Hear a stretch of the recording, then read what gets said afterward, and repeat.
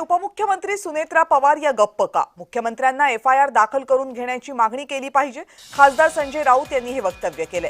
अहवाल आल्यानंतर सगळं स्पष्ट होईल. अहवाल येईपर्यंत काही बोलणं योग्य नाही असं मंत्री संजय शिरसाट यांनी प्रत्युत्तर दिले. पार्थ पवार याच्यावरती बोलायला पाहिजे. ज्याने आपला पती गमावलेला आहे त्या सुनेत्रा पवारांनी ह्याच्यावरती बोलायला पाहिजे. मी असं म्हटलं त्या सरकारमध्ये त्या डेप्युटी सीएम आहे. एफआयआर घेत नाही म्हणजे काय?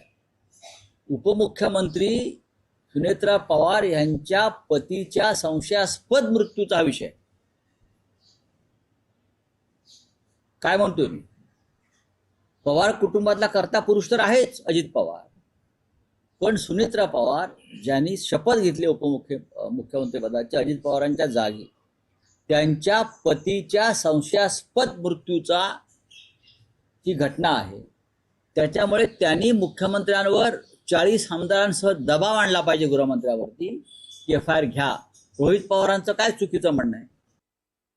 सर्व बाबी तपासून जर तो निर्णय घेतला असेल तर त्यावर भाष्य करणं मला वाटतं उचित नाही. आता नेमका आरोप का झाले, मग प्रकार संपलं कसं, क्लीन चिट दिली कशी, हे सगळे प्रश्न जरी उपस्थित केले तरी त्या अहवालावर जो क्लोजर रिपोर्ट दिलेला आहे तो आता मान्य करावा लागेल. आणि त्याच्यामध्ये जर कुणाला काही करायचं असेल किंवा अपील असेल तर तो सगळा मार्ग इतरांना तो खुला आहे.